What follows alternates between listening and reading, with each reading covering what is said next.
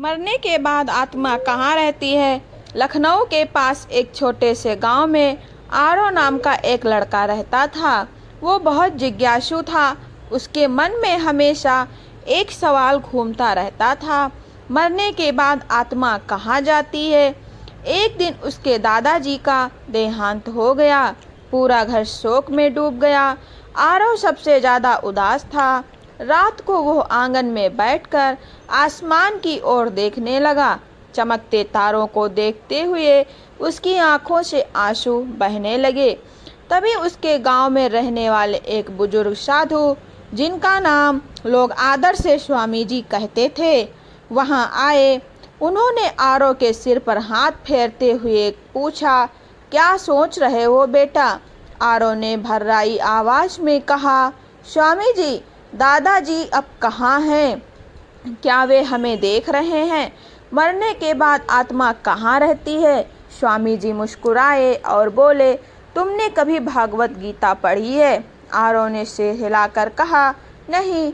स्वामी जी बोले, गीता में श्री कृष्ण ने कहा है कि आत्मा कभी मरती नहीं, शरीर बदलता है।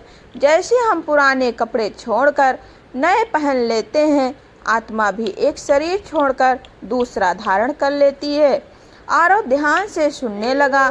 स्वामी जी ने आगे कहा, बेटा, आत्मा एक ऊर्जा है। वो हवा की तरह है, न दिखाई देती है, न पकड़ी जा सकती है, लेकिन महसूस होती है। जब किसी का शरीर खत्म होता है तो आत्मा कुछ समय तक अपने कर्मों के अनुसार एक सूक्ष्म अवस्था में रहती है, फिर उसे नया शरीर मिलता है। आरव ने पूछा, तो क्या दादाजी फिर से जन्म लेंगे? स्वामी जी ने कहा, हाँ, अगर उनके कर्म पूरे नहीं हुए होंगे तो वे फिर जन्म लेंगे, और अगर उन्होंने अच्छे कर्म किए हैं तो उनकी आत्मा ऊंचे लोक में शांति पाती है। फिर उन्होंने आकाश की ओर इशारा करते हुए कहा, देखो, वे तारा चमक रहा है। जब हम किसी को प्यार से याद करते हैं तो उनकी आत्मा को शांति मिलती है। वे हमारे अच्छे कामों में हमारे साथ रहती है। आरव की आंखों में हल्की चमक आ गई।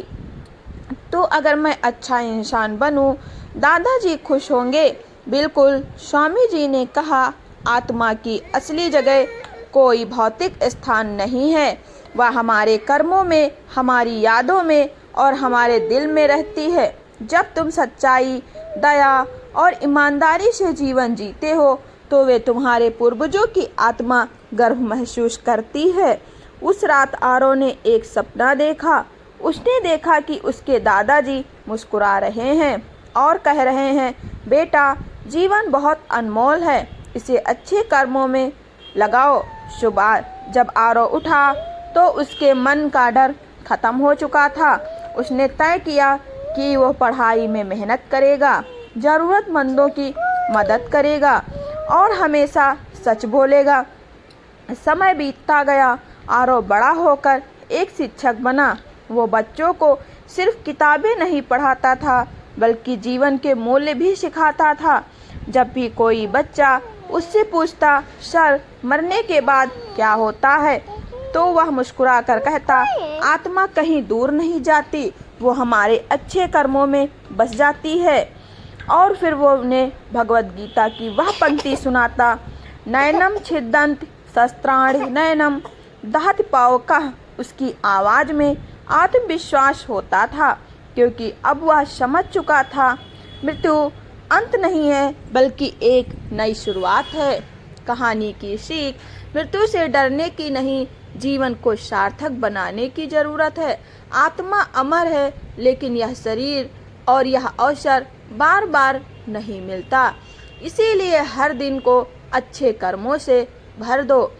जब हम अच्छा जीवन जीते हैं तो हमारी आत्मा भी ऊंची होती है और हमारे जीने का लोग भी हमें प्रेम और सम्मान से याद